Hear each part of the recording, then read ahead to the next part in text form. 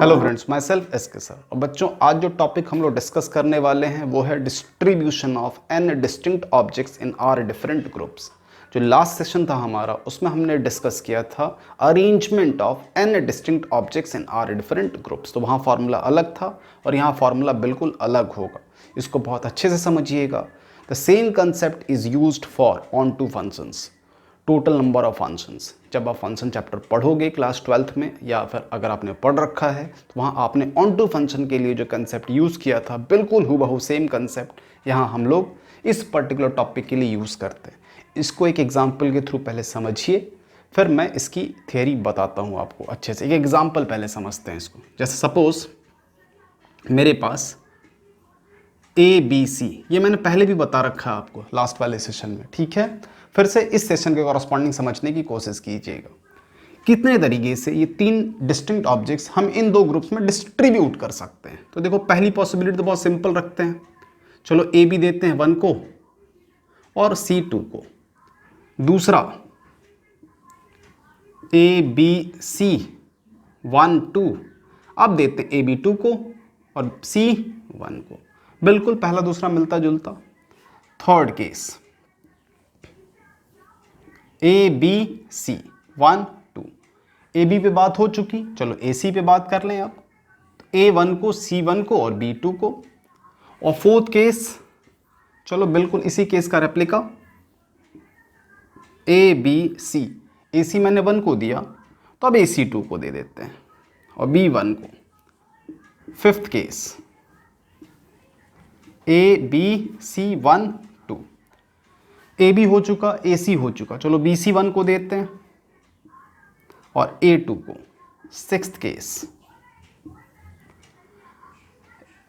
ए सी अब 2 को देते हैं, ए सी ये 2 को और बी 1 को। 6 केसेस हो गए। अब ध्यान से देखो, अब कोई भी केस बचता नहीं जिसमें आप 1 2 दोनों को इन्वॉल्व ना करो। अब दो केसेस वो बनेंगे जिसमें ब्लैंक ग्रुप जनरेट होगा। तो सेवेंथ केस जिसमें ए बी सी सब का सब किसको, 1 को, ए बी सी सब का सब 1 को। और एट्थ ये last case A B C 1 2, A B C सबके सब किसको, तो 2 को। तो देखो बच्चों, अगर मुझे 3 डिस्टिंक्ट ऑब्जेक्ट्स को आर ग्रुप्स में डिस्ट्रीब्यूट करना है तो फिर टोटल नंबर ऑफ केसेस कितने बने, 8। तो इसमें दो तरह के क्वेश्चंस बनते हैं। पहला क्वेश्चन तो ये बन सकता है ब्लैंक ग्रुप अलाउड, और दूसरा क्वेश्चन बन सकता है blank groups not allowed. Clear है? तो फिर हम कैसे, अब जैसे इस पर्टिकुलर केस में आप समझिए कि अगर ब्लैंक ग्रुप अलाउड है तो फिर total 8 answers. Blank group allowed नहीं है तो फिर कितने हैं आंसर्स हमारे पास, 6। तो बच्चों ध्यान से समझिएगा, मैं एक बहुत छोटा सा फॉर्मूला बता रहा हूँ। अगर कोई कंस्टेंट नहीं है, आपको n ऑब्जेक्ट्स दे रखा है, r में बस क्या करना है, डिस्ट्रीब्यूट करना है, और बोल दिया ब्लैंक ग्रुप अलाउड है, तो आंसर बहुत सिंपल है, 2 to the power 3। तो मैं पहला थ्योरेटिकल पॉइंट यहाँ लिख देता हूँ, इफ ब्लैंक ग्रुप अलाउड, तो फिर आंसर हो जाएगा 2 power 3। दैट इज 2 क्या था, नंबर ऑफ ग्रुप्स जिसमें हमें डिस्ट्रीब्यूट करना था, और टोटल फंक्शंस कितने थे, r to the power n। तो बच्चों इसको टोटल नंबर ऑफ फंक्शन भी बुलाते हैं। कितने तरीके से आप n ऑब्जेक्ट्स को r डिफरेंट ऑब्जेक्ट्स में नहीं, r डिफरेंट ग्रुप्स में डिस्ट्रीब्यूट कर सकते हो। क्लियर है? देखो, ऑर्डर मैटर करता है, इसलिए डिस्ट्रीब्यूशन बोला है मैंने। ए बी 1 दिया ये अलग मतलब है, और ए बी 2 को दिया ये अलग मतलब है। क्लियर है? तो होप आपको ये बेसिक आउटलाइन तो समझ आ गया होगा, ये कैसे मैं डिस्ट्रीब्यूट करने की कोशिश कर रहा हूँ एन डिफरेंट ऑब्जेक्ट्स को आर डिफरेंट ग्रुप्स में। और टोटल ऑल पॉसिबल केसेस क्या है, r power n, all possible cases. इसमें ब्लैंक ग्रुप अलाउड है। इसमें अच्छा क्वेश्चन तब बनता है जब एक स्टेटमेंट लिख के दिया गया होता है blank groups not allowed, function के टर्म्स में number of onto functions. तो उस पर ज़रा हम डिस्कशन करते हैं। ध्यान से देखिएगा, बहुत इंटरेस्टिंग है, बहुत इंपॉर्टेंट भी है, ठीक है। जेई एडवांस का फेवरेट टॉपिक है ये। ध्यान से देखिए, मैं एक्सप्लेन करता हूँ आपको।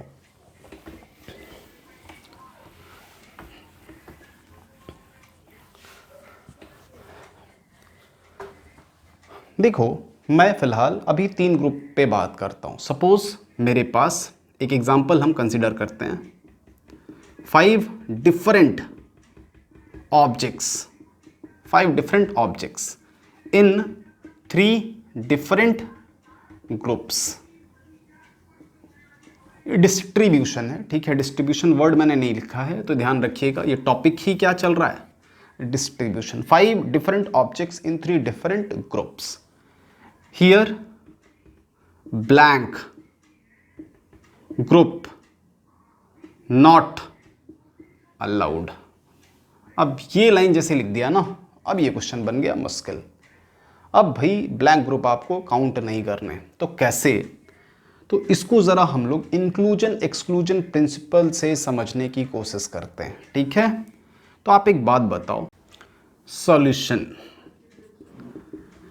देखो दोस्त, सबसे पहले तो आपको ये समझना है कि इसके मेथड में उतनी आसानी नहीं होगी। अगर आप सोचोगे कि हम बहुत आसान तरीके से इसके डेरिवेशन पार्ट को समझ लेंगे तो उसमें थोड़ी दिक्कत आती है बच्चों को। ये बिल्कुल हुबहू same concept onto function का भी।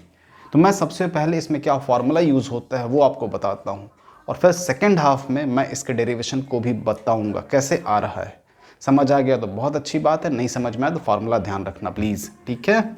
क्या सीन है, इसको यहाँ रिप्रेजेंट करते हैं, ABCDE 5 distinct objects in 3 different groups, 1 2 3। बस ये चीज़ हमें करना है। तो देखो सबसे पहले आप क्या करोगे, आप एक सीन थोड़ा सा समझ लेना। हमें क्या कैलकुलेट करना है, number of ways in which we can distribute 5 objects in 3 different groups such that no group is left blank. एक भी ब्लैंक नहीं होना चाहिए। तो मैं इसको लिख सकता हूं, all possible ways is equal to blank group allowed, blank group allowed plus blank group not allowed। ये तो बहुत बेसिक लाइन है यार, ये तो समझ आ गया होगा। हमें क्या कैलकुलेट करना, blank group not allowed. It means what, all possible veg minus blank group allowed, all possible veg minus blank group allowed. अब ब्लैंक ग्रुप ये जो अलाउड है ये कैलकुलेट करने का जो फॉर्मूला है बच्चों, this is what, inclusion exclusion principle. वो क्या है वो मैं जैसा मैंने बताया सेकेंड हाफ में मैं बताऊंगा। सबसे पहले आप फॉर्मूले को समझिए, ठीक है।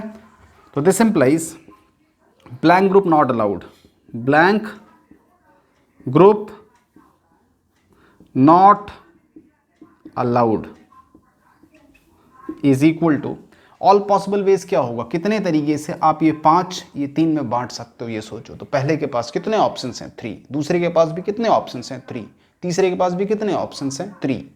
तो मैं कह सकता हूं 3 power 5 all possible veg minus blank group not allowed मुझे चाहिए, तो blank group allowed. Blank group allowed में आप सोचो कि मान लो सपोज मैंने 1 को ब्लैंक रखा, या फिर 2 को ब्लैंक रखा, या फिर 3 को ब्लैंक रखा। तो एग्जैक्टली 1 किसी एक को मैं ब्लैंक रखने की कोशिश करता हूँ, तो कितने तरीके से ये पॉसिबल है, सोचो ज़रा। कितना है मेरे पास, 3C1 इनटू किसी एक को मैंने सेलेक्ट किया कि भाई आप ब्लैंक रह जाओ, और बाकी के 2 में मैं बंटवारा कर देता हूँ। तो बाकी के 2 में मैं बांटने की कोशिश करता हूँ, कितनों को, 5 को। तो लिख सकते हैं 2 पावर 5, बिल्कुल इसी कंसेप्ट से, बहुत ईजी है। नेक्स्ट, इसमें अब समझना ये होता है, इसमें क्या चैलेंजिंग पार्ट होता है कि जो आपने सोचा कि मैंने किसी एक को ब्लैंक रखा है, मैंने 1 को ब्लैंक रखा और सब कुछ मैंने 2 3 में बांट दिया है, लेकिन ऐसा होता नहीं है। 2 3 में जब आप बांटने जाओगे ना, तो उसमें वो भी केस काउंट हो जाता है जिसमें सारा का सारा 3 को मिल गया हो, 2 को कुछ नहीं मिला हो। बात समझ रहे हो? तो इसका मतलब ये है कि हाँ, हम जो समझ के आगे बढ़ रहे थे वैसा होता नहीं है। जैसे इंक्लूजन एक्सक्लूजन जैसा मैंने बताया, थोड़ा सा बस मैं रिकॉल कराता हूँ आपको।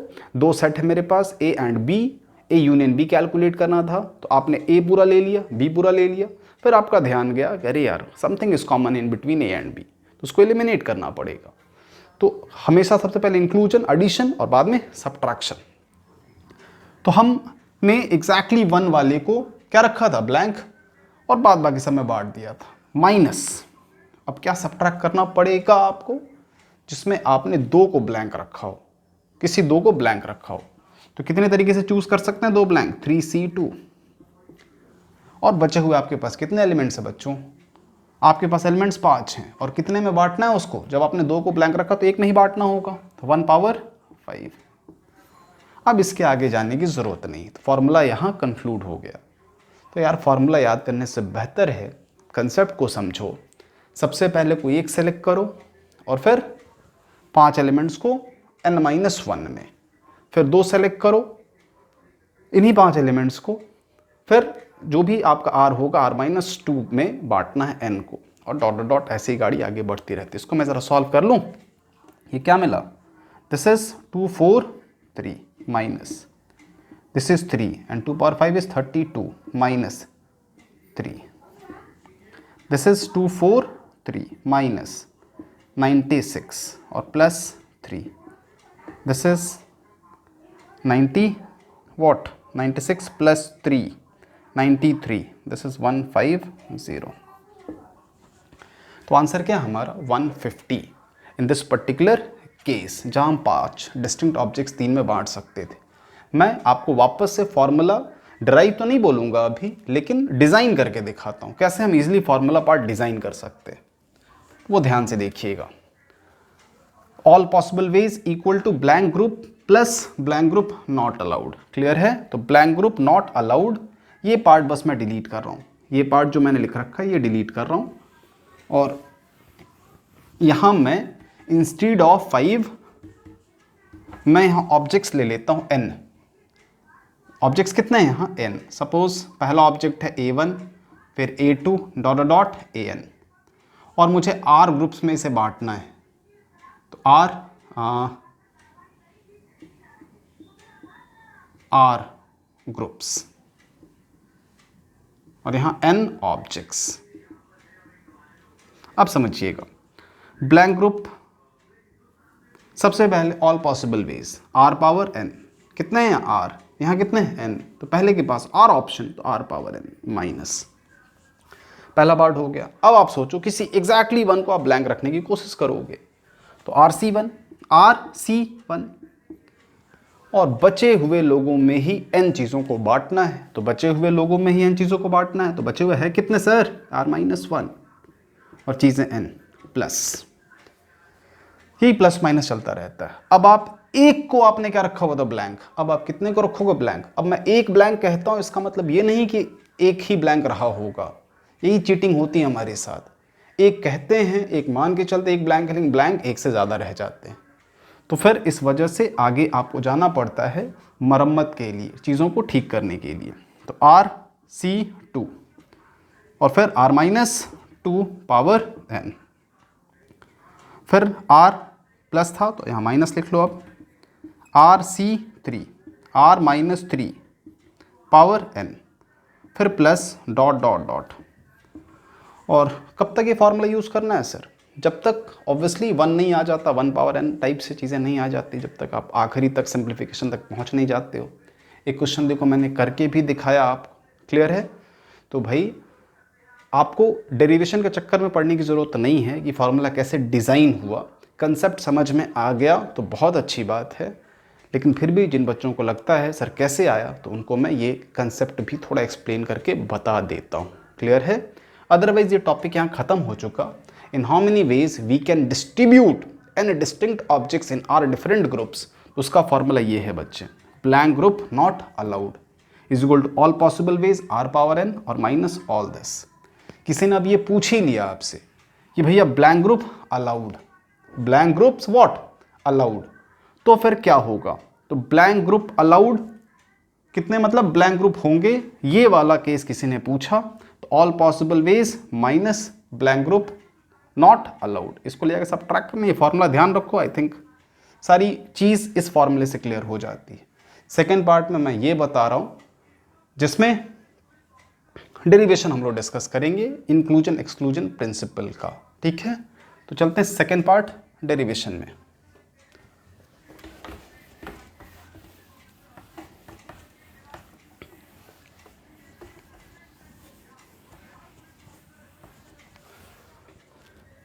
देखो डेरिवेशन समझने के लिए समझिएगा आप, जैसे मेरे पास ये तीन सेट्स सपोज ए के पास जो एलिमेंट है, ए के पास कुछ ऐसा है A1 A2, बी के पास है B1 B2 और सी के पास C1 C2 और समथिंग कॉमन भी है इन दोनों के बीच में, जैसे यहाँ x है, यहाँ y है, यहाँ z है और यहाँ u है। मैंने a b c ये तीन सेट ले रखे हैं। हमें क्या समझना है बेसिकली, यूनियन कैसे कैलकुलेट होता है और कुछ नहीं। इंक्लूजन एक्सक्लूजन प्रिंसिपल का मतलब क्या समझना होता है, यूनियन कैसे कैलकुलेट हो रहा है सर। अगर आपको किसी ने पूछा a union b union c, इसकी वैल्यू बताइए, तो या तो फॉर्मूला याद कर लेते हो। क्या होता है यार formula, a plus B plus c minus a intersection b minus b intersection c minus c intersection a और plus a intersection b intersection c। यही तो आप जानते हो ना यार, ये तो याद होगा सबको। ये किसी यूनियन का फॉर्मूला हम कैसे डिज़ाइन करते हैं। इसको देखो शॉर्ट में क्या लिखा जाता है, इसको शॉर्ट में लिखते हैं number of elements in a union b union c. अगर आपको निकालना है number of elements in a union b union c आपको निकालना है, तो समेशन ए मतलब सबको ऐड कर लोगे minus summation A intersection B और plus summation A intersection B intersection सी।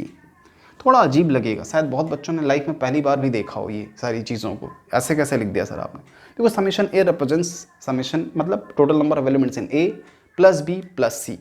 तो देखिए ए में कितने हैं, ध्यान से देखो ज़रा, 1 2 3 4 5 दिख रहा है आपको, कितने हैं 5। काउंट वाइज पहले बात कर लेते हैं। ए में 5 प्लस बी में कितने हैं 1 2 3 4 5, सी में कितने हैं 1 2 3 4 5 दिख रहा है ए बी सी।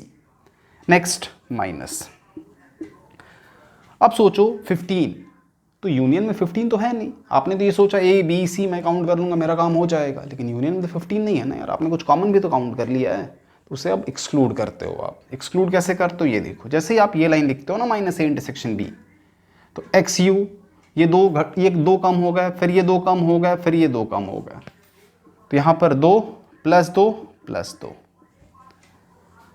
सोचो, डोंट यू थिंक एक्स्ट्रा आपने यू जो नहीं इरेज करना था वो भी हो गया गलती से, तो प्लस लास्ट में आप इंटरसेक्शन में देखिए एलिमेंट है, आप ऐड करके देखो 15 माइनस 6 और प्लस 1, 16 माइनस 6 10। आप देखो 10 एलिमेंट्स ही होंगे यूनियन में, 1 2 3 4 5 6 7 8 9 10। तो देख रहे हो कितने अच्छे तरीके से फॉर्मूला काम कर रहा है। किसका है ये, यूनियन कैलकुलेशन का। तो बच्चों अगर मेरे पास n नंबर ऑफ एलिमेंट्स होंगे, यहाँ तो मेरे पास 3 ही है, अगर मेरे पास n नंबर ऑफ एलिमेंट्स होंगे उसका यूनियन किसी ने पूछ लिया, तो डोंट यू थिंक बिल्कुल यही फार्मूला लगने वाला है, बिल्कुल यही फार्मूला लगने वाला है।